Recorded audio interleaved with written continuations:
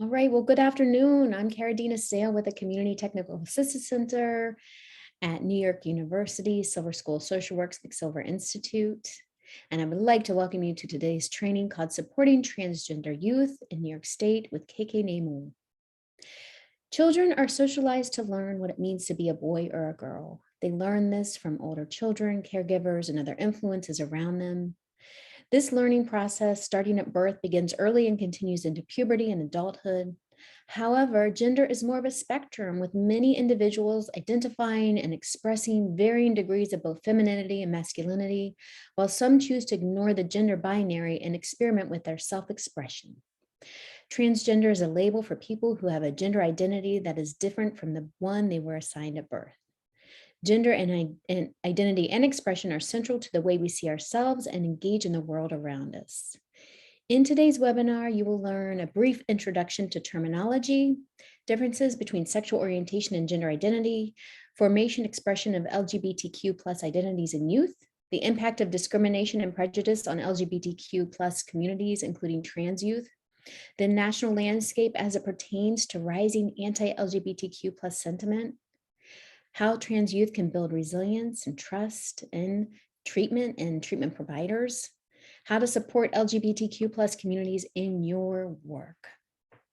Today's webinar is presented and brought to you by KK Nemu, who is the founder and principal partner of Collective Justice Consulting, LLC, as well as the founder and executive steward of the Queer Family Network, a fiscally sponsored initiative to support LGBTQ+ families, and does amazing work in the community. KK is a nationally recognized and sought after equity consultant who is passionate about equity and accessibility. KK develops tools and training for groups and organizations looking to apply best practices, diversity and inclusion, culture, humility, and systemic justice. KK has trained thousands of health and human service professionals on LGBTQ+ health equity and assisted organizations and programs to review processes to prioritize impact and community input. In a multi-year project, along with the team of LGBTQ+ researchers, activists, and scholars, KK helped develop an LGBTQ+ cultural competency training toolkit, the first ever nationally recognized standards for LGBTQ+ cultural competency training. So we're really grateful to have KK with us today. Before we get started, I just want to orient everyone to our Zoom webinar system so you know how to participate in today's event. As you've probably noticed, you're placed on mute to avoid any background noises. We love our chats, so please chat to us throughout. If you come across any technical issues during today's event, please chat to our host, Vanessa, who will be able to assist you. And also, please submit any questions you have along the way. We collect them in a document and we can bring them towards the end, or KK can also take questions along the way. I'll let them decide that as I pass it on over to you, KK. Thank you so much for being with us and sharing your expertise today. Thank you, Kara. Welcome, everyone. I'm super excited to do this training. As Kara has read my fancy bio, I just want you all to know I do this work because it's very personal. I'm a member of the LGBTQ+ community. I have a background in auditing and accounting. I also acknowledge that I prefer people to organizations. And so I have spent a number of years working in trauma-informed care in the foster care system in New York City. I also enjoy the outdoors. And so I'm passionate about experiential education and play therapy, all for selfish reasons. I don't want to sit at a desk. I want to play outside. And I enjoy being able to be my full self. And I think that is a privilege and a right for all of us. And that's what we're going to be talking about today. This is a very, very important conversation to me because the children I love are struggling, and the struggles that I had as I was growing up continue. And I'm here to do this work because it's personal. So this slide has my email. I'd love for you to reach out to me if you have questions. If you have something you're afraid to ask in this space, you can send me a private message and I will respond to it and keep your name anonymous. This is your place to be vulnerable. And I would say for my my expectations of you, I would love for you to ask questions. Ask stupid questions. Ask questions using improper sentence structure. Don't worry about being perfect. I want to be able to help all of us get to a better place. Listen with curiosity. I don't enter this space believing myself to be an expert. I believe that I am experienced. And if I say something you disagree with, I would love for you to challenge that idea and pose that in a question. If I can respond to that, I will. And yes, you will have access to all of my slides. Challenge ideas and not people. So fundamentally, I do this work and I'm very vulnerable about my own personal experiences. And so challenge the idea and not me as a person, because it will hurt my feelings. And there's a lot of resilience that I'm trying to build for myself to continue this work. And pay attention. I spend hours and hours doing research and tailoring each presentation for every space I go to. And I would love for you to know that I valued this audience to stay up late into the night, getting you the most recent best practices for New York State, so that you are well informed. As well, I will share those resources with you. And so just for this morning's agenda, sorry, I'm in San Francisco right now, but I live in New York. So for this morning / this afternoon's agenda, just a brief introduction to terminology, just so that we all have the same language. But please note, definitions change with time. The definitions I may use may not be the definitions that you ascribe to personally in your understanding of certain terms. And as long as we have the same goals and we apply the same theories, I think we will work well together. There's a brief introduction to understanding the needs of gender expansive youth. And I will be using the term gender expansive, gender nonconforming, transgender interchangeably, because again, for many of those terms, they have the same definitions for some folks, while other people provide their own definitions for the labels they use. And then our goal is to understand together how to create an affirming environment for all youth, because these interventions are universal. And sorry, I just got a little distracted by the slides getting smaller.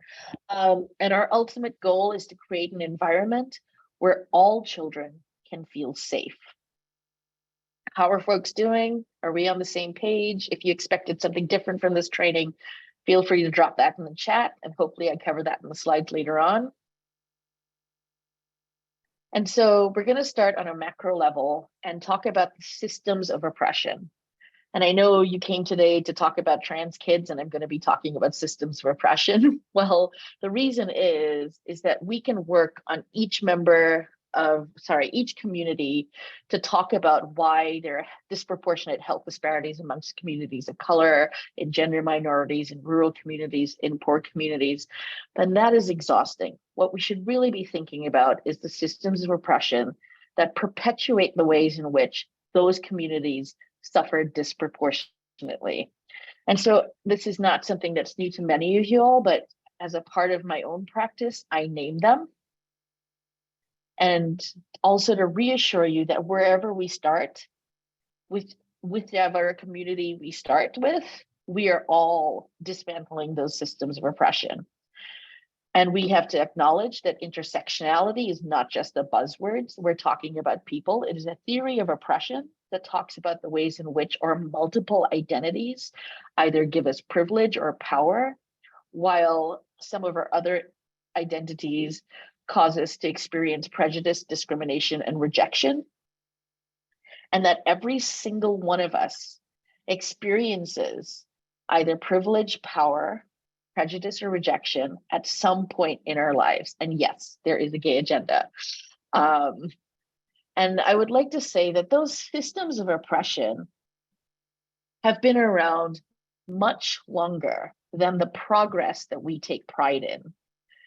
It was only after the 50s we began talking about the populations, the identities, the communities that have been historically and traditionally excluded from access to privilege and denied basic human rights. And we also know in our recent history that some of those hard-won rights are no longer in existence or being challenged to a point where all of us are struggling. And so this is an amazing image that just talks about those big milestone rights that we've won through marching in the streets, through protesting. And I'm also devastated to talk about the fact that we have to still march in the streets for Roe v. Wade. And so, again, wherever you start, it's okay, because all oppression is connected. I know how hard it is to do this work. And when you're talking about taking care of people, you're like, well, now we have to worry about Black people. Now we have to do something for brown people. Now we have to do something for immigrants. All oppression is connected. And when we start dismantling those systems, just know that we are doing it for all of us, because it is going to take all of us. I fully believe that when we start including other people in the conversations, that's where we're going to find solutions. That's where we're going to find the cure. And so, with that in mind, yes, we're going to talk about trans youth and gender expansive youth, but we're going to have to start from a macro level and talk about the systems of repression. And we also have to talk about not just trans or gender nonconforming people. We have to talk about the rest of, as someone mentioned, the alphabet mafia, which is the LGBTQ plus community. We have existed across religion, across cultures, across nationalities. And whether or not you are aware, someone you know is a member of the LGBTQ plus community. And they may or may not feel safe to come out to you, not because of who you are, but because of the experience they've had throughout their life course. And so the first bit of information that I would love for you to take away from this session is that identity is not behavior, and that LGBTQ plus people have identities. It's not about what they do in the privacy of their home lives or with their partners. And that LGBTQIA plus, the plus meaning all the possibilities of the ways that we can identify ourselves, is an umbrella expression that covers two distinct identities: gender identity and sexual orientation. Some members of the LGBTQ plus community just use queer as the umbrella term to encompass gender identity and sexual orientation, whereas other people, mostly researchers and other people in the global community, use SOGI, which is sexual orientation, gender identity, gender expression, or sexual characteristics. And because we're operating within oppressive systems that have hidden our histories, we struggle to find language to talk about who we are, which is why we are now all here talking about definitions, terminology, and labels. So yay us. But every single one of us on this planet has a gender identity, which is a persistent and consistent sense of ourselves, a gender expression, which is personal. It is informed by culture, society, or families, or just who we are. All of us have a sex assigned at birth. We all figure out how we want to partner and how we want to be with people. And so that can be a physical attraction, a sexual attraction, an emotional attraction. And so all of us have an orientation.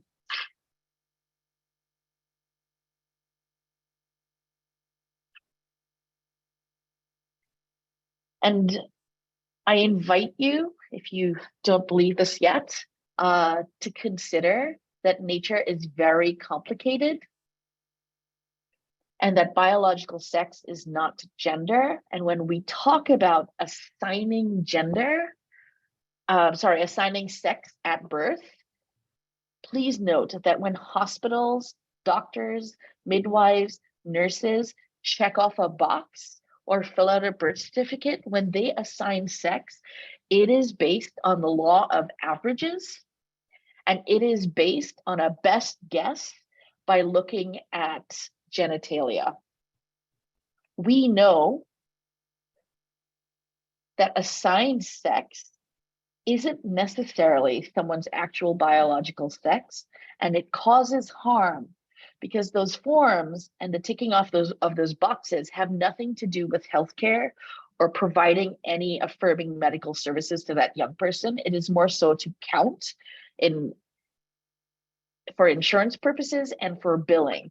And we know that for intersex people, or people who don't quite fit within that binary, which is a false binary, that there's been a lot of harm that has happened over time. So on this slide, there are 3 amazing women who were assigned female at birth, identified as women, expressed themselves as women, who just happened to be 3 amazing athletes. The only, and I'm putting air quotes in case you're not looking at the screen, is that they were winning in their categories for their various sports. And so the very first black and white image is an Italian hurdler who was winning so often that the officials thought something is wrong with this person. There's no reason, they can be brilliant. And so they began testing them, and they found out that they were actually intersex, and they were XX. And so their body was producing above average amounts of testosterone. And so they stripped her of all of her medals and banned her from the sport. The middle image is Caster Semenya, which some of you may be more familiar with because Caster has been in the news most recently. Caster's body naturally produces more testosterone. And so because they were also winning all of their races, they were also stripped of all of their medals. And not only were they stripped of all of their medals, they are only allowed to compete if they take medicine to repress their body's natural production of testosterone. And then the final person is also another runner who also produced above average testosterone. She was stripped of all of her medals. She was able to sue the officials and has been reinstated, however, no longer competes. And the reason I use these 3 fantastic women as examples is because when Michael Phelps was winning all of his gold medals, there were at least 4 documentaries that came out to talk about how amazing his natural design contributed to him dominating the sport. There were videos of his wingspan, of the ways in which his toes and fingers were almost webbed to allow him to move seamlessly through water, how the cartilage on his body seemed so flexible to help him move very quickly and be supple within the water. And we know, based on those systems of repression, that the systems we exist in were made to benefit white cisgender men. And so you can see where these women, gender minorities, and members of the intersex community, and people who are, by definition, non-binary, but whose identities match their assigned birth, sex assigned at birth, have been victims of prejudice and discrimination and unequal treatment because of who they are and their identities. And I bring this up, and I know we spent some time on it, to talk about gender and how gender identity is a persistent sense of self, and that sex assigned at birth is actually not based in science. It is based in capitalism for billing and for insurance purposes. And it's based on the law of averages, meaning that with all the people in the world, the majority of us will fall into either the category of male or a female, and our gender identities will align with the sex assigned at birth. I, however, am a non-binary person, so I did not fall within that law of averages. I've been looking at the comments. I don't know if anyone has questions, because I know that this is a lot of information and it may be new for some of you. I no longer have control for slides. Everyone's just chatting and they're really grateful for the information and shocked and heartbroken. Yes. Next slide. If Vanessa can switch that for me, that'd be great. Oh, there it is. Right. So we're back again, and we're using the umbrella term LGBTQIA+. I use all pronouns. I tell people, if you want to talk about me, just use my name. I like to make it hard. Personally, that's why I use all pronouns. Just make it difficult for people. I don't like pronouns. Um, and so we're back again to talk about the umbrella term LGBTQIA+, which is an umbrella expression for two very distinct identities. And we're going to break down some of them. And so for sexual orientation, we're going to talk about the LGB. And if you look at those definitions, you can see that they recognize a gender spectrum for identities and the multiple ways in which people may identify. And so it is an identity label for self-identified women, as we're talking about lesbian, who have a primary sexual, romantic, and or relational ties to other women. And so these are the definitions that allow people to self-identify while also honoring their gender identities. And I would love to invite you to look at the definition for bisexual. So the bisexual community has for many, many, many years struggled with bi invisibility. And so in honor of those decades of struggle and the fight for visibility, they revised their label to be more inclusive of multiple genders while maintaining bi, meaning two. And so their definition is an identity label for people who are attracted to people of a same gender or different genders. That way the bi is same or different, and you can feel more comfortable using bisexual as a term because it is powerful and political to choose language. Yes, pansexual people might use the same definition. And again, labels are a personal choice, which is why it's always important to ask people what they use and not to use labels that you've decided for them. And LGB, again, are sexual orientations and not gender identities. And we will talk about why I'm including sexual orientation in a conversation about trans and gender expansive people. And so the other identity under that umbrella is gender identity. And it's a persistent internal sense of being a man or a woman or some other gender. And if your sex assigned at birth matches your gender identity, congratulations, you are cisgender. That is not a new term. Cis actually means on this side or on the same side of, while trans means on the other side. And that is a nod to when we were ascribing to binaries. Yes, thank you. I worked really hard on those flags. And non-binary people have a gender identity that does not match their sex assigned at birth and is neither exclusively male or female. And so again, the key things to remember is ask people their definitions of their own labels. And for gender identity, it's a persistent internal sense of someone's own self. Persistent, excuse me, and consistent. So people don't just decide that they're trans, gender nonconforming, or non-binary. And surprise, surprise, those aren't the only labels. And when we talk about LGBTQIA being an umbrella term, transgender is also an umbrella term, as is non-binary. For the many, many ways in which people are resisting are resisting a forced binary. And enforced binary that again has no place in science. It has to do in making things easy and to get us through hospitals as quickly as possible. And you cannot tell by looking. We all know that pink has been assigned to women and blue has been assigned to men. Hence this amazing diagram to show that all of us, as we navigate the world, present in ways that make us feel better. For those of us who were assigned female at birth and socialized as women, we recognize that wearing pants 60 or 70 years ago was actually a crime. Showing our ankles was also considered a crime. And so with time, as people progress, the ways in which we express ourselves are based on social norms, culture, and what's acceptable within our families, and also comfort.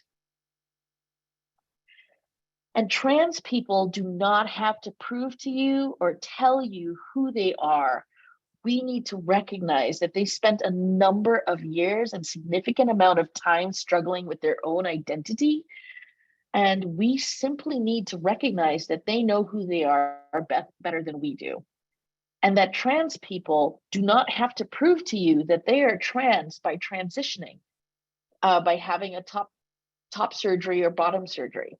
There are multiple ways in which trans people can transition if they are safe to do so.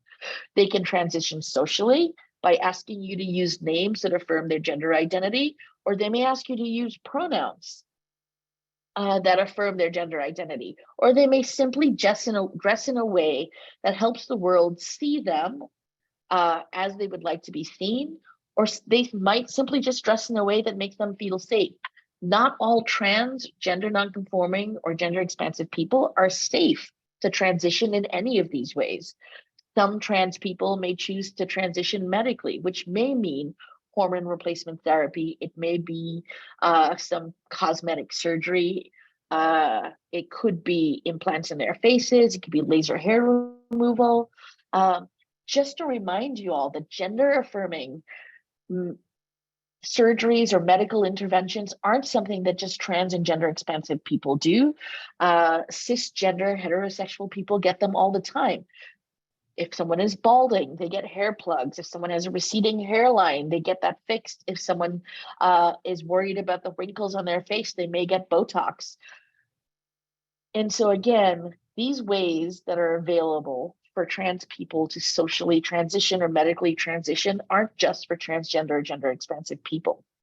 And then if it is legal in their state, and it is legal in New York State to do so, trans or gender expansive people may be able to change their names on their birth certificates, their passport, their driver's licenses to a name that is affirming of their gender identity. I believe that the US now allows X on your passport. Again, I say if you're considering this for minors or young adults, a serious conversation needs to be had with as they travel. If they do travel to a place that is not safe, having an X as a marker might flag them for danger, but that is a conversation they should have. And again, the choice is ultimately theirs. And then for some people, if their insurance covers it, if they're allowed to take the time off for work, or if they feel that it is life-saving surgery and they won't be happy without it, it is their personal choice, they may have an option for a surgical way of transitioning. And this could be top surgery, it could be bottom surgery.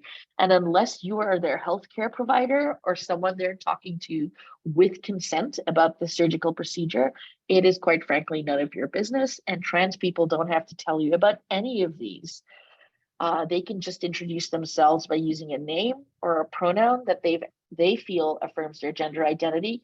You have no right to know if someone is trans or gender expansive.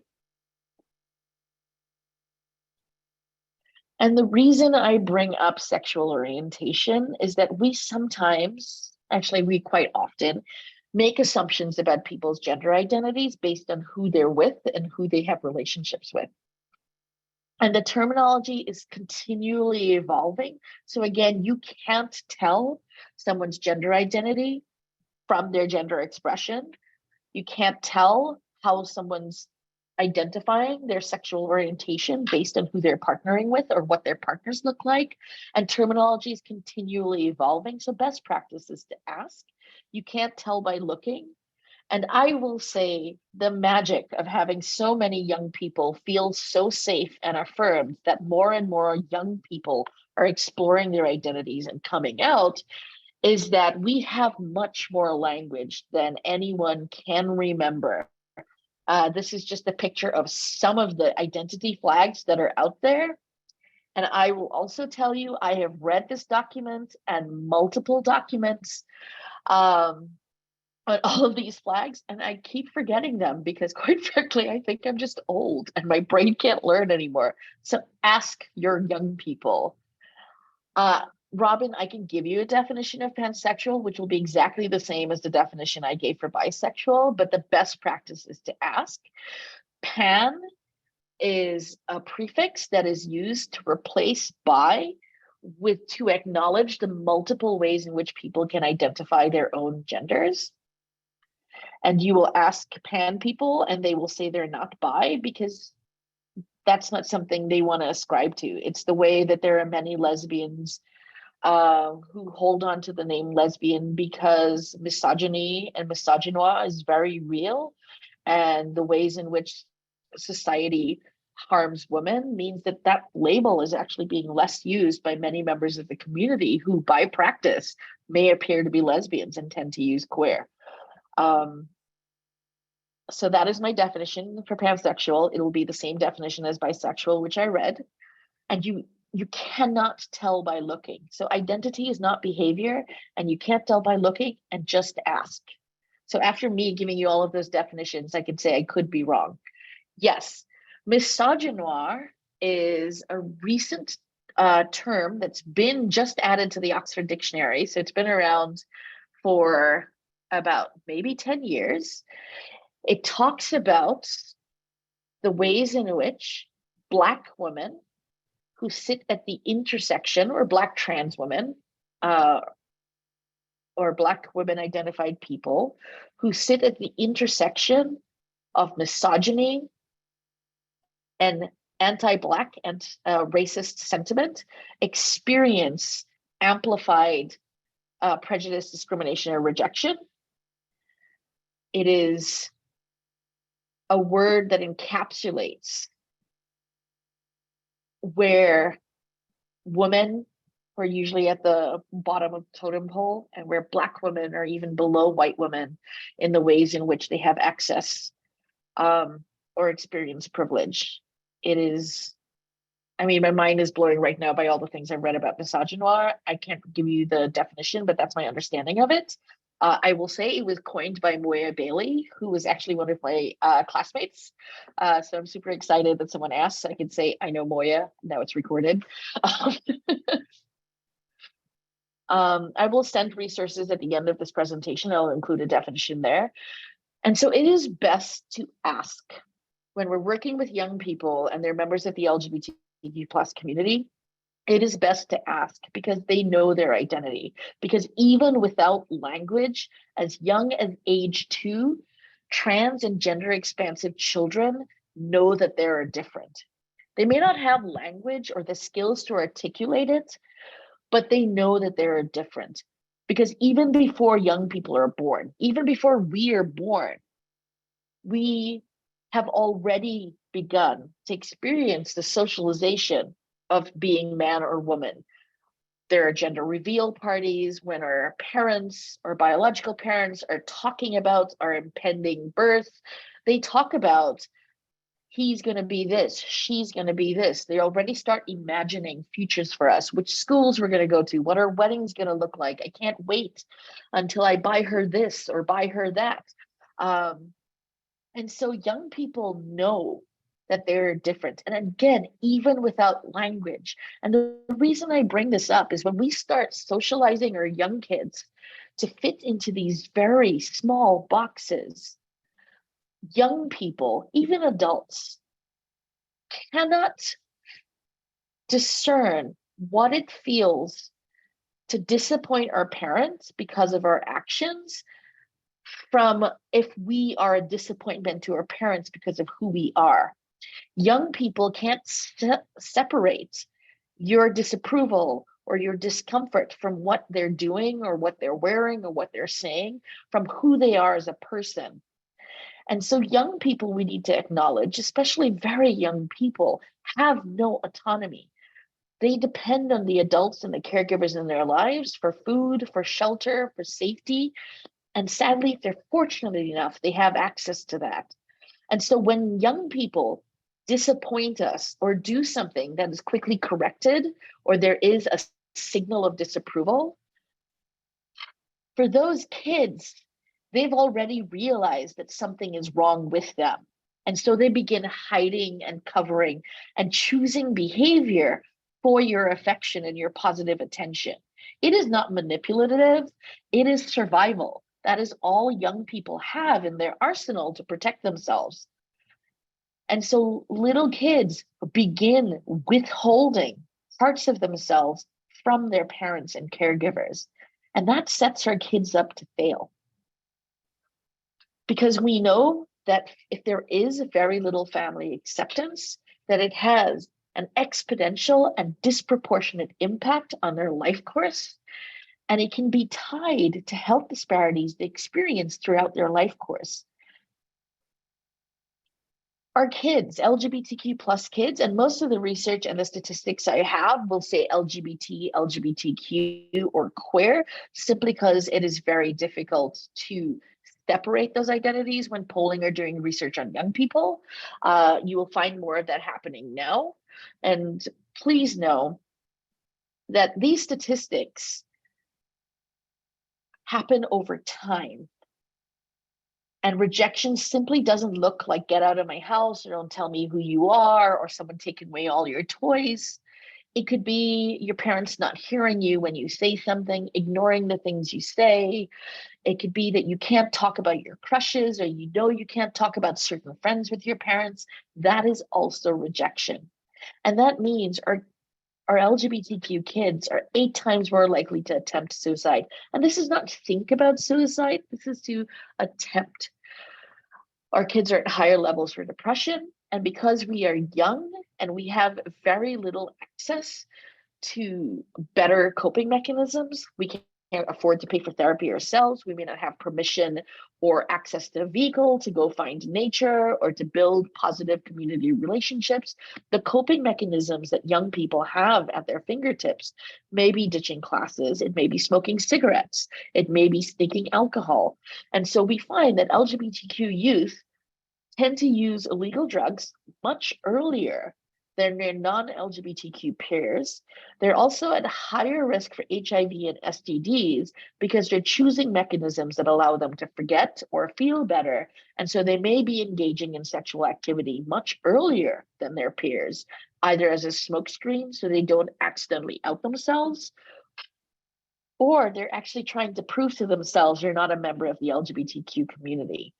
And so you can see that very early on, our kids begin coping in ways that cause significant harm.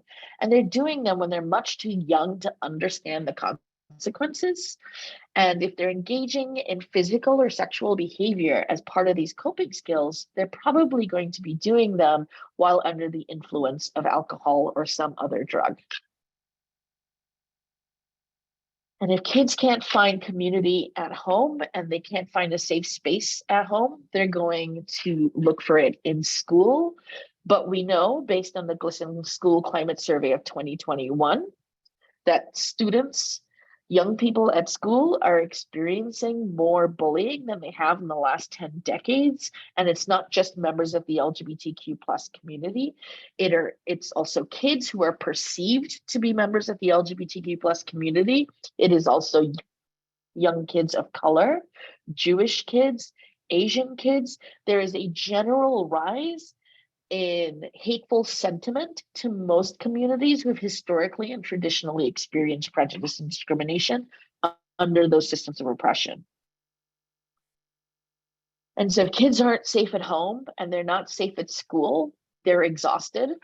I don't know how much sleep a young person could potentially get if they're staying awake at night trying to figure out if their parents love them, what they're going to do if they're ever homeless. And so they're not doing well at school. Many LGBTQ plus kids skip class. Very many LGBTQ kids don't finish high school. Many of them have already experienced family rejection, and they're exhausted from code switching, which means using language as a smokescreen to cover their real identities. They're terrified of outing themselves. And so we're seeing that behavior happen in little things. LGBTQ youth are less likely to drink water because many of them are afraid to be assaulted or abused in the bathroom. And so they're drinking less water. They're skipping meals with parents or family members or caregivers because if they're sitting across from an adult and they're being asked questions, they're terrified they might actually accidentally out themselves. They're also less likely to engage in any physical activity. They're afraid to out themselves to their peers, and they're terrified that if they have body contact with maybe their crush or someone they think they have a crush on, they may out themselves. If they're experiencing any physical discomfort with their bodies as they go through puberty or just their bodies in general, They're engaging in less physical activity, and they're also less likely to want to go to the doctor or be at the dentist. Again, being alone with an adult that's asking them questions about how they spend their days, who their friends are with, is scary and it's actually threatening. So you can see our kids aren't drinking water, they're skipping meals, they're ditching classes, they're not engaging in physical activity, which we know will help them build some of that resilience to get through tough times. And they're also not practicing preventative care.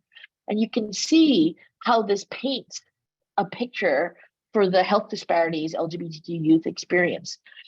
And it follows us through our adulthood. So if we are lucky to finish school, get a degree, or have a vocational skill, even when we go to work, the misconception about our identity being a behavior, we still experience the taboo of having our identity sexualized at work.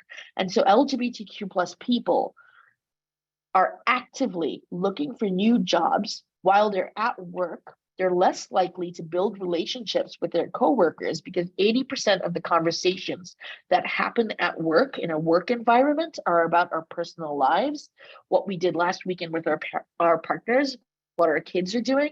And for LGBTQ plus people who are terrified of being rejected or experiencing discrimination from their colleagues, tend to not involve themselves in those conversations. And so LGBTQ plus people are not forming strong connections at home. We are not forming strong connections at school, and we are not forming strong connections at our first job. And you can see how that impacts, in general, our mental health, the level of anxiety we have, our depression. And we know that for trans and gender nonconforming people, that number is terrifying. And we know that for our young people, the number of trans and gender expansive youth that are attempting suicide and completing suicide is the highest it's ever been.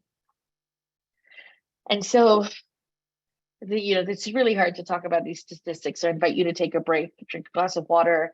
We know that throughout our life course, because of prejudice and discrimination, LGBTQ plus people are at higher risk for illness. We tend to die younger and we tend to die alone because many LGBTQ elders go back into the closet so they don't experience elder abuse when they seek elder care.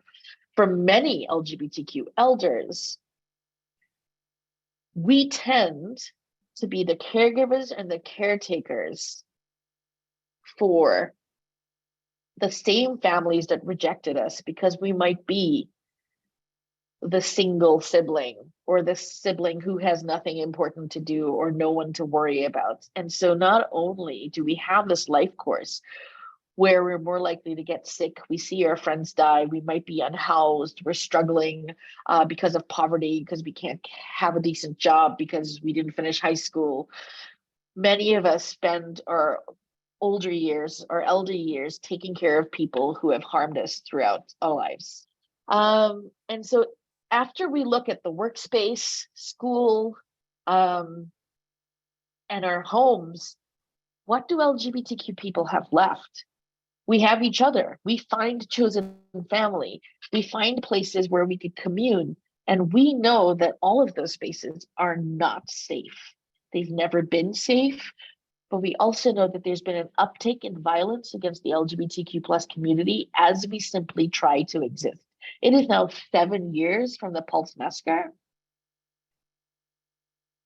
And we know that the world is not getting easier for LGBTQ plus people. Right now, the ACLU is tracking 500 plus anti-LGBTQ bills in the US. I took a screenshot of this site in May, and every time I went back, the numbers went up. So I've stopped updating the slide because simply it's too hard. And 491 anti-LGBTQ bills in the US is just as terrible as 500 plus anti-LGBTQ bills. And something we need to know is because of the anti-trans, anti-gender expansive, anti-LGBTQ sentiment that is growing within the United States, there is a serious internal refugee crisis where trans and gender expansive people and their families are having a mass exodus out of the states that are in red to states like New York. And so I anticipate as we provide care to families, we're also going to get new families coming into New York and New York State, and predominantly in New York City, looking for services and trying to figure out how to build lives here.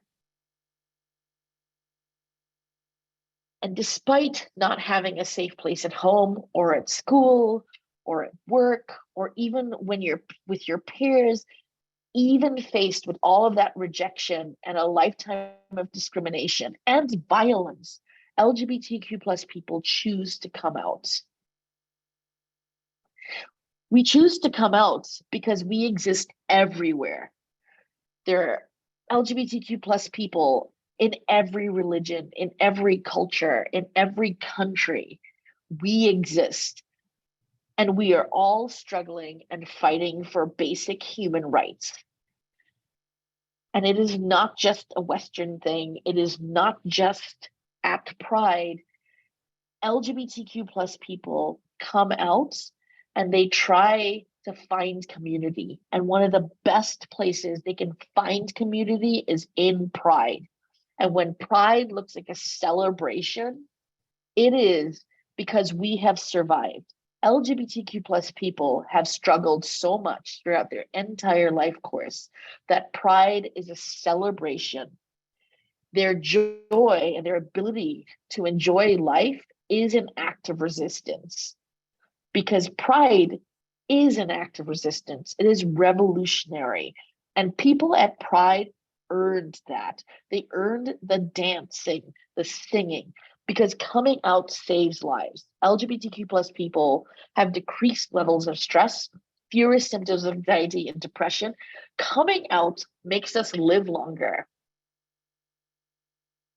And for LGBTQ plus youth, they need to find other youth like them. GSAs, gay straight alliances, gender sexual alliances, culture clubs, rainbow spectrum clubs, whatever you call it, that saves lives. If you are talking to one LGBTQ plus kid, find another, connect them, share with them local resources, because that is how we build resilience. That is how we protect each other. That is how we survive. It is through deep community connections that as a species, we thrive. And that's what youth are looking for. They're looking for a safe place to be themselves. They need supportive community. And because LGBTQ plus kids don't have the autonomy, or any kids have the autonomy to find and meet people, it is up to us, the adults, to facilitate those spaces. And if you have someone who comes out to you, feel honored, but also know that for that young person who is not out to their parents, that they're testing the waters with you to see if you as an adult will respect them, acknowledge their identity, and affirm them before they go test the waters with their parents. Because it is terrifying and also horrible to realize that your parents or your caregiver's loves for you are conditional. And the best way to understand what those labels are, to ask them to define it and allow the answers to change over time. Because during our youth, that's when we're trying out different identities. That's when we're trying to figure out if we're goth, if we're a poet, if we play sports, if we're an academic, if we want to slack off. All youth are trying on different identities and trying to figure out where they fit in. And like all of those identities, we're also trying out our sexual orientation and our gender identities. And these are identities and not behavior. So create spaces for kids to talk about it. Don't roll your eyes if it changes from day to day. If they ask you to use a name that affirms their gender identity, please use it. And also allow that to change over time. Kids are simply looking to be seen and acknowledged, and also to have autonomy over themselves. Just a plug, this is my son. He is 19. He's been raised by queer parents his entire life, and he is a white cisgender man. You can't make kids become members of the LGBTQ plus community by talking about LGBTQ plus people who have always existed. You can't make kids do anything. They choose to engage in behavior because they want to or because their friends are doing it. Trust me, just by having information or conversations with young people, you are not making kids be any way they're not. And I say that because that's one of the places and one of the arguments that the backlash has been about. Like, you're going to make our kids gay. You're not. What you're doing is creating an affirming space for all youth to figure out their identities, because again, identity is not behavior. And because our kids don't have autonomy, it is up to you to create a safer environment and to come out as LGBTQ friendly, because we know that the country we live in is not. And a lot of people are going to be moving to New York State seeking the care and the affirming care that they could not get in their home states. And in New York State, trans and gender expansive people have rights. They have a right to be called by their preferred name, pronoun, or title. So sometimes I have people use MX, which is pronounced mix, instead of Mr. or Miss or Mrs. It is a gender neutral way. Ask people if they have a title that they would like to use, make it practice. In New York State, anyone can use facilities that is consistent with their self-identified gender. You cannot tell by looking. And so if I want to go to a locker room that affirms my sense of self, I will use that locker room. If I want to use a bathroom, a public restroom, if I want to use a changing room, I am protected by New York State law. You can't impose different standards based on gender.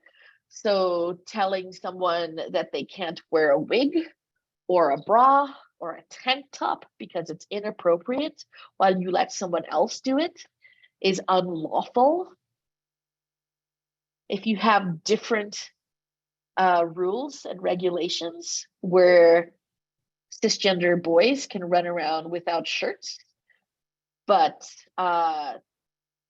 trans men can't because their surgical scars are showing, then that is unlawful. And it is also a trans or gender expansive person to have their identity protected. And it is against the law for you to out someone who's a member of the LGBTQ plus community without their consent. And as someone said they didn't know about gender, I'm going to drop a link in for just a quick PDF on gender, and that was put out by the New York State Department. And then I'll also share some more resources after this for all of the studies that I've used, and you will have access to my slides. And some of the easiest and most simplest things we can do to come out as being friendly, LGBTQ plus friendly, are visual cues in your office. So a rainbow safe space sticker, have posters from local LGBTQ organizations, have a LGBTQ calendar, display magazines with LGBTQ plus content, have brochures and educational materials about LGBTQ health. Start using gender neutral language. Talk about taking care of your chest, talk about chest cancer screenings, talk to people about urinary tract infections without naming the body parts. Talk about drinking water. Figure out ways to have conversations that give space for a young person to ask questions. Have a visible non-discrimination statement. Say that you welcome trans and gender expansive people. An inclusive bathroom policy can demonstrate an affirming environment. Simply call it a bathroom, call it a restroom. We know for a fact that because so many youth are not drinking as much water as they should, that many LGBTQ plus people are at higher risk for UTIs. So simply offering a young person a glass of water is saving their lives. Simply offering the restroom, say use whichever one makes you feel comfortable, or this one has a urinal, this one doesn't. Feel which one makes you most comfortable. If you want privacy, there's a single stall down the street, down the corridor. There's ways to talk about bathrooms without outing someone's identity, and also to let them know that you are an affirming environment and that you see them.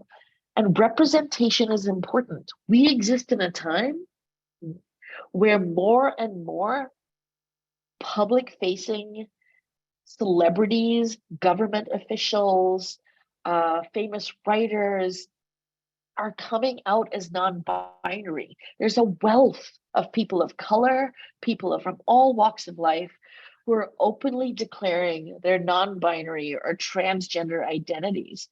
Talk about them, learn who they are, have posters or magazines that include them so that our young people can see possibility, because LGBTQ plus history has been suppressed all of our lives. And so for many young people, they don't know how to come out because they don't know if it's real or not, and they don't have a mentor or someone to talk to. And so if they don't have someone close to them in their lives to have these conversations, they're going to look for it in books. They're going to look for it in magazines. They're going to look for it in television. Excuse me. Because coming out saves lives. It is a lifelong process. Every time we come out, we risk rejection, and it's not easy being out. Straight, cisgender people are not required to come out. And I say this, and and to make it even more real for you, my wife and I live in a small town. One of our favorite restaurants is a small Sri Lankan restaurant. And we go there so often. We've gotten to know their family. We love their family. We know when they go on vacations. We know their young kids. We know so much about their personal lives. And about a year or so ago, my wife was traveling and I went in and they said, "Oh, where's your friend?" And I ordered the food and I said, "Oh, she's out of the country." And I went home and I texted my wife and I was like, "Weird question. Do you think we need to come out to the Sri Lankan restaurant?" And she was like, "I've been thinking about it because they asked me where my friend was when I went without you." And I want you to think about that. How many of you who identify as straight or cisgender have ever had to have a conversation or struggle with whether or not you have to come out to your takeout restaurant? It might seem funny, but it is legitimately something my wife and I had to discuss about coming out, because what if they're transphobic or homophobic and the ways in which we were close suddenly stops and ends? We would lose someone who was like part of our little community and made us feel like we belonged. What if they feel uncomfortable because they said friend and they should have known, and that makes it awkward between us? Coming out is something that LGBTQ plus people have to do for the rest of our lives. It is a lifelong process. It is not easy being out, and it means risking rejection. And if you've never considered being rejected by your supermarket or your doctor or a nurse or even your neighbor, think about the stress and the anxiety it has caused on LGBTQ plus people simply trying to exist in their day-to-day lives.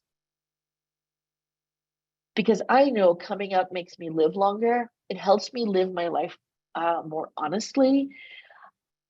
It builds self-esteem, and I can form closer, more genuine relationships within my community that makes life much better and helps me navigate the hard, traumatic times.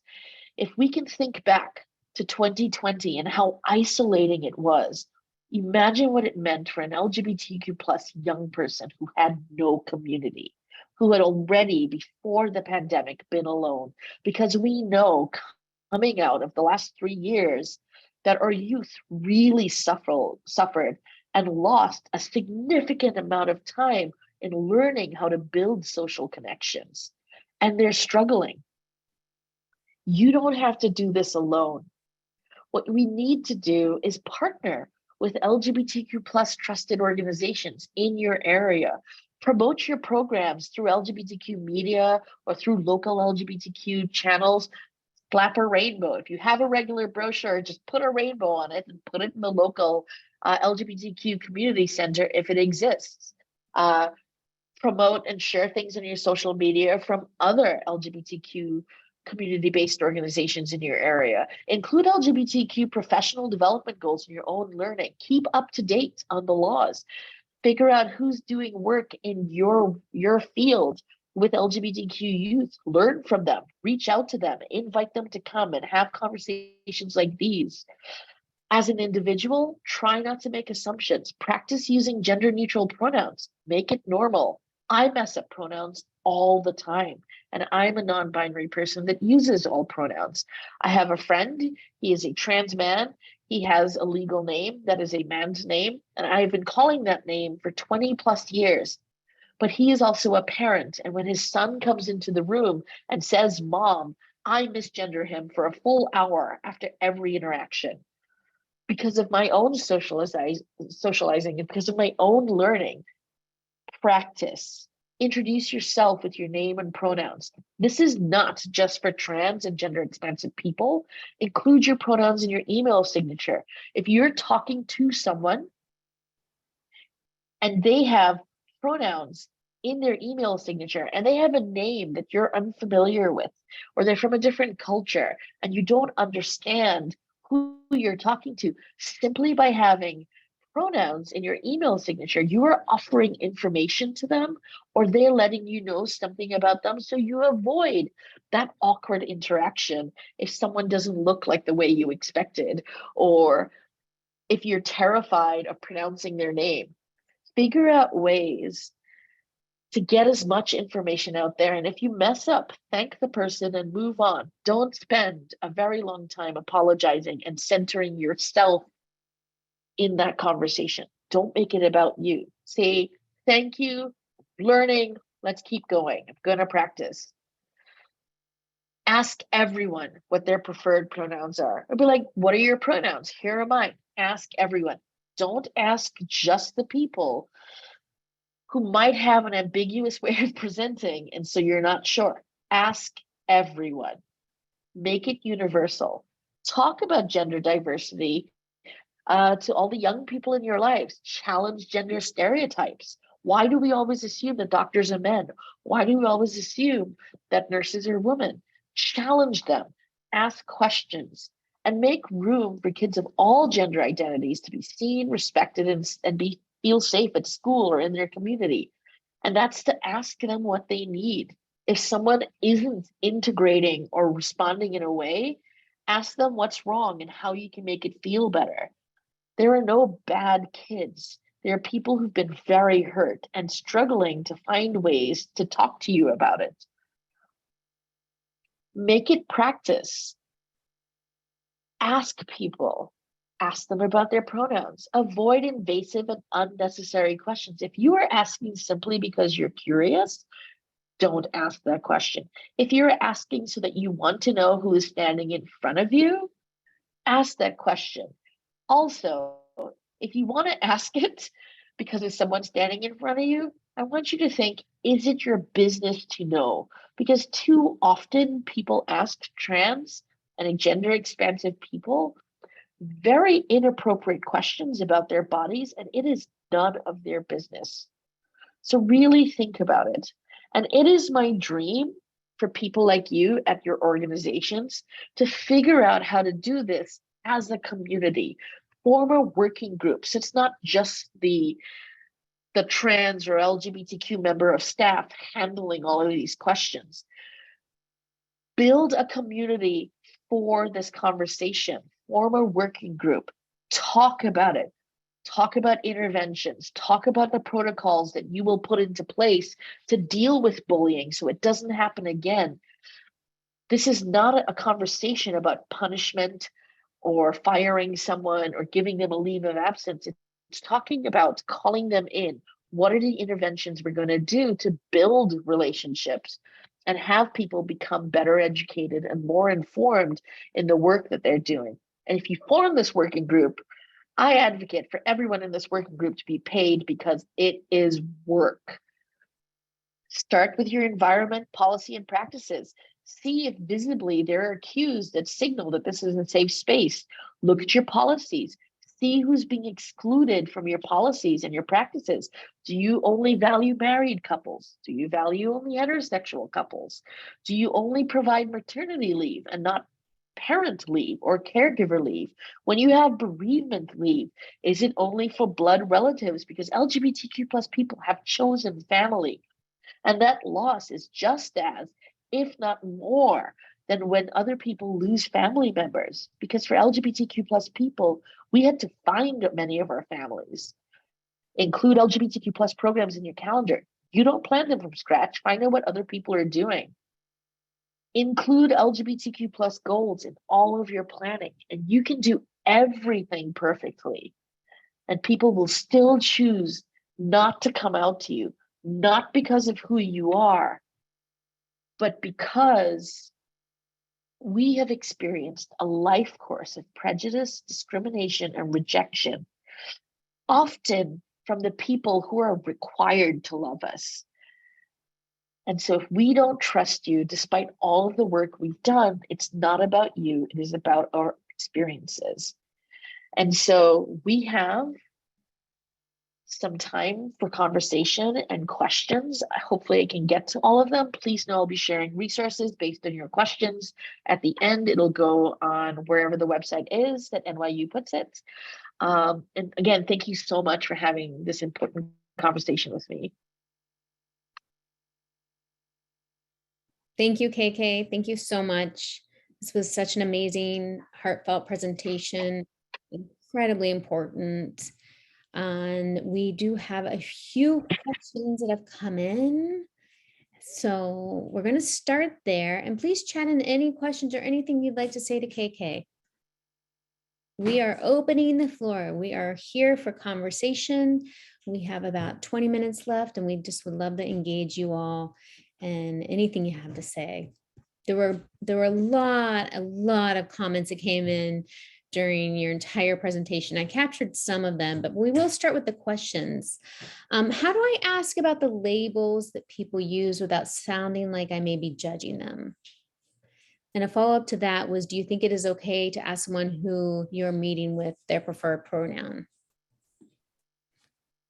I would say ask everyone. That's the best way to do it, and not just the people you suspect might be members of the LGBTQ plus community. And if you ask everyone, word's going to get around that you ask stupid questions or you ask great questions, depending on who your audience is. But be consistent, because universal care protects all of us and it affirms all people. And that's the same for pronouns. Introduce yourself with your pronouns. Have it on your ID badge. Have it on your email signature. Include it on your intake forms. Awesome. Thank you so much. Universal care. You already clarified what pansexual is. Somebody was asking, is the map of the states just for moving or for vacation or travel as well? For example, should we, if we identify in the queer community, should we not travel to Florida for vacation? I can't tell you where to have your vacation. And I know that the way the news cycle is, it seems very scary, and it is in some places in Florida, but I also know that, for example, Florida, there are very large pockets of queer folks who have been there for decades doing very queer things, like Miami, Orlando, not to promote any capitalist organizations, but Disney has been holding gay days at Disney for a very long time, and they're actually directly fighting all of the homophobic and transphobic rhetoric. We know that a lot of universities are pivoting with some of the racist policies and not compromising education of their students.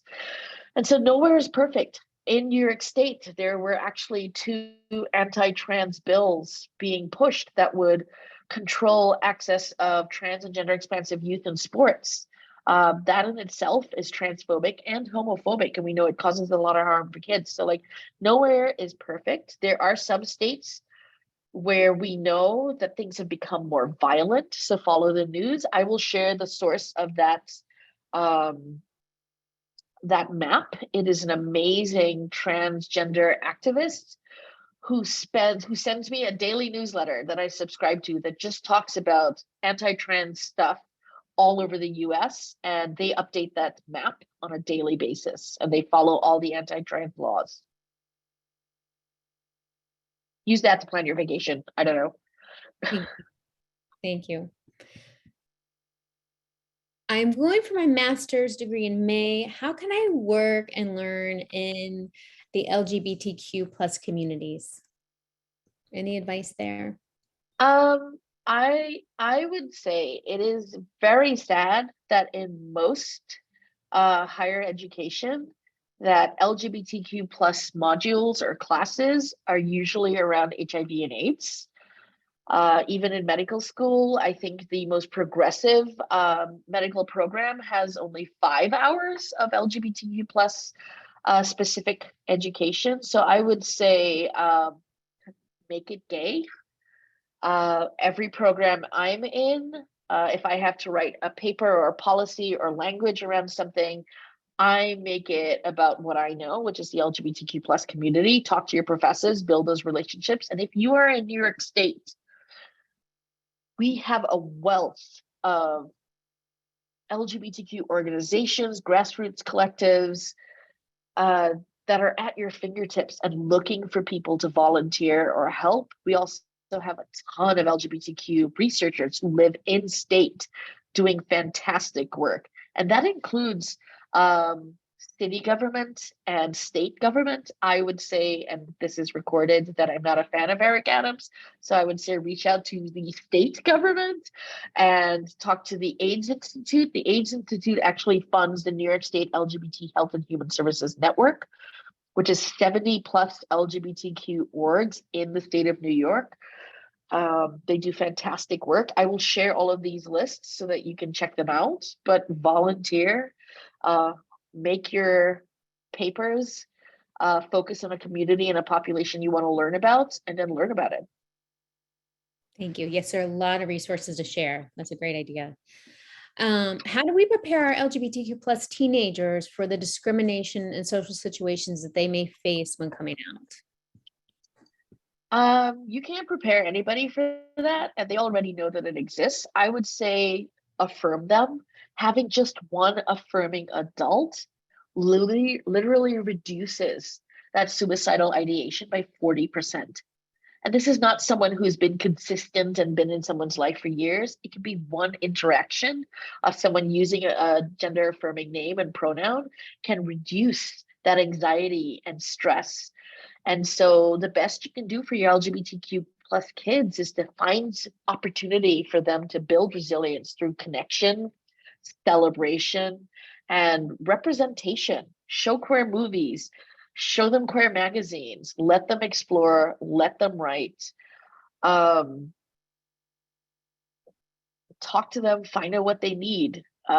Pizza party and a movie night is life-saving. It may not seem impactful, but those kids will remember it and they just want to be with each other. Amazing. That sort of answers the next question, which is what is the best way to come out as LGBTQ plus friendly aside from hanging flags and stickers? So show a movie. Yeah, you can show a movie, you can promote upcoming events in the neighborhood, go to queer events, go to Pride, find out if there's any kid-friendly things happening that are also queer-friendly. Go. There's a national organization called Collage. It's children of lesbians and gays everywhere. They don't really spell that out, but it's young people who may or may not be members of the LGBTQ plus community, but they were raised by their queer parents, and they have a lot of kid-friendly events. There's so many things happening. Thank you so much. I was just looking for the link for Collage. Is there this came up a few times. Is there a gender neutral term similar to sir or ma'am? Some people use mix. Ask people. There are some people who've really embraced it and become like giving themselves titles like Marquis, Emperor. LGBTQ plus people are fabulous. Let us be fabulous. Ask them if there's a title we would like to claim and give them some options. It might help people explore. But if you ask and offer some, they will tell you. Awesome. Thank you so much. I just putting this link here to Collage. Okay. How do you provide support for clients who are coming to sessions feeling hopeless because of all the anti-trans bills being introduced in the current state within the US? I mean, I feel hopeless at times. So I would say acknowledge the same thing you would do when people were struggling with the pandemic or war, like acknowledge it, listen, affirm people's identities, or challenge them. Like, is there something you think you can do about it? Find places, ask them to find places where they can be an activist in New York State and talk about it. Storytelling is a really powerful way to move minds and hearts. You can share that. I mean, if people feel hopeless, maybe they just want to feel hopeless for a while, and that's okay, because it is scary times. Make space for storytelling. That's great advice. And validate how people are feeling. This person chatted in, I have a family who disagrees with their child's new name and was upset about it being used in an electronic medical record. What are your thoughts? I would say it is required by New York state law that you use the name that affirms a person's gender identity, and parental consent is actually not needed. And it is your organization's policy to follow the law. I think that is a way to protect yourself and also to let the family know. And you can say, we will make a note in their chart and hopefully things change. And that note will be, parents may not be supportive, please know. And that's a way you can support the kid. Thank you. Amazing. Around that, if someone were to violate gender, who enforces that? I did see that there was a way to file a complaint. Yeah, so I've used the language unlawful because it's not a crime. It's one of those things where I think there's a fine or a way to do that. It's really hard to enforce that with private citizens. So if it's a parent not acknowledging a kid, I think it's very similar. It is abusive. And you would have to either, if you have a treatment team for a young person, talk about what would be the impact, and then also figure out ways to talk to the parents. Some conversations I've had with parents has been like, even if you don't agree with it, there is a harm being done by not affirming your child's choices.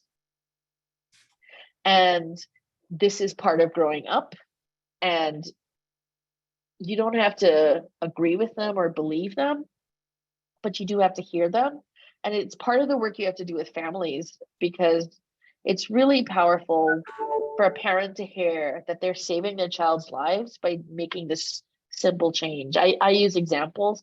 If we can refer to Prince as a symbol for about 5 or 6 years as an entire planet, we can call someone by a name they've asked us that affirms their identity, and let the parent know that it has ties to the mental health and emotional health of that young person.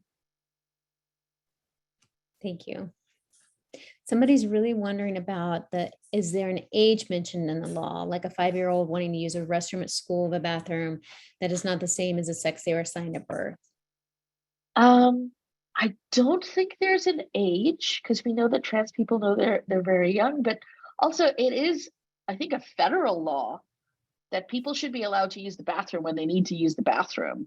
Um, it is actually just not a law that bathrooms need to be gendered.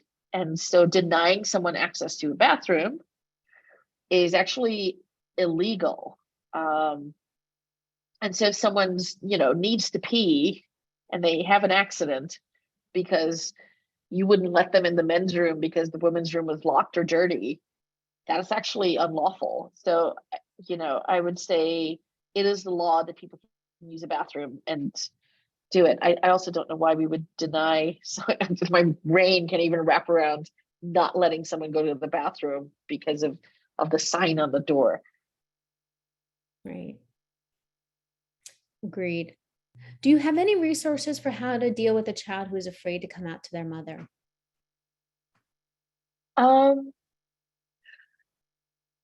I mean, I don't think resources will really help that, because that child knows who their parents are. And I think the more they get comfortable talking about their identity in an affirming, non-judgmental space, they will know best when it's time to come out to their parents, if they ever do. And that is a personal judgment. I think they're not necessarily resources, because there is no best way, because we don't know how parents receive it.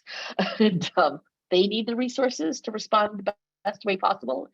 Coming out can be messy. It is terrifying. There's no perfect way to do it. We just know that when people can come out, it's invaluable. It sets us up for longer lifespans. We build better relationships. And I would say have that kid come out in other places, like through LGBTQ plus groups. Let them practice so they feel more comfortable and have a buffer of people who see them and love them for who they are, to help build that strength and that resilience for if and when they do choose to come out to family members. Amazing. Thank you. So give them other opportunities to come out and be seen and accepted. What are your thoughts on youth who frequently change their preferred name? Someone said is asking that, and they said at our agency we honor it, but know that there's sometimes frustration around this topic. Of course, it's going to be frustrating. And I would say, know that with teenagers, young people, as we all know, when we're young, we're trying on different identities. And for some people, that could be even in their name. And I think acknowledging that it's frustrating with the kid, and say, I'm frustrated not because of who you are, but because remembering is getting harder and harder. And so be patient with me. But also recognize that if they're changing their name regularly with you, they trust you. It's hard to see it in the moment, but they trust you. And maybe they are trying to get a rise out of you, but I think they're teenagers and they're probably trying to get a rise out of you anywhere, anytime, because that's what they do. Thank you. We have a question. I don't know if you know about, and specifically in the Bronx, where if you could recommend any support groups or art therapy. Um, Not off the top of my head, but I will write that down and I can um, see if I can find some resources and add them to the list. But I do know the New York State LGBT Health and Human Services Network. There's a number of organizations there. So they may have a couple that are in the Bronx or have programs in the Bronx. Fantastic. It seems like that'd be really helpful for some people. And along those lines, any supportive and psychoed resources to give to family members of the community? Do you have any?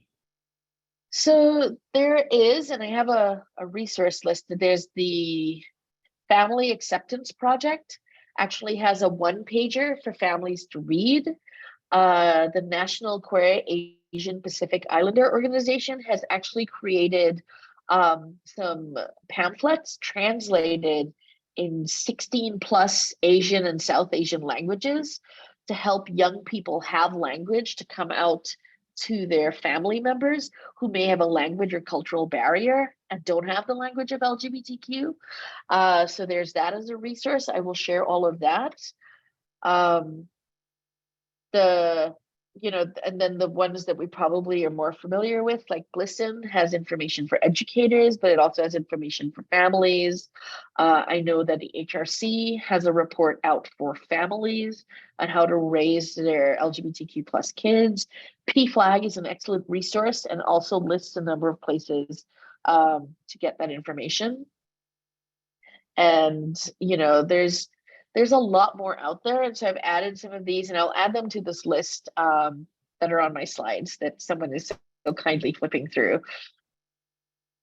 Yeah, KK is sharing some great resources. The slides will be posted with this recording probably on Tuesday or Wednesday of next week. So please access it then, and they're all links that you can click as well.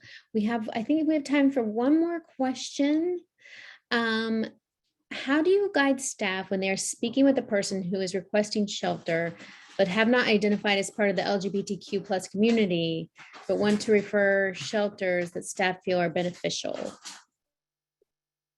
I think you can ask them.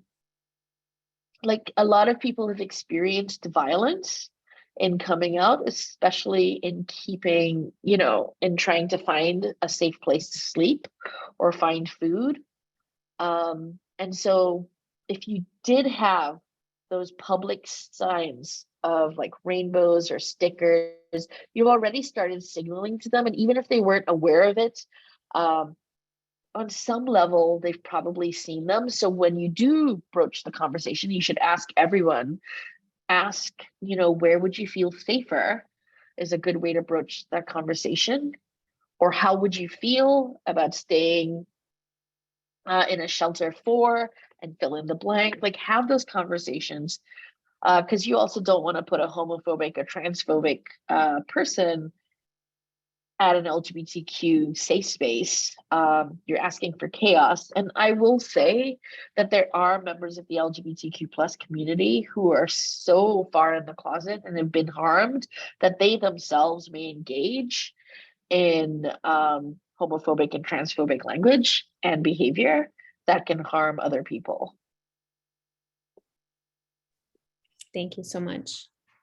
Thank you so much, KK. You're amazing. I just want to go over a few of our upcoming events.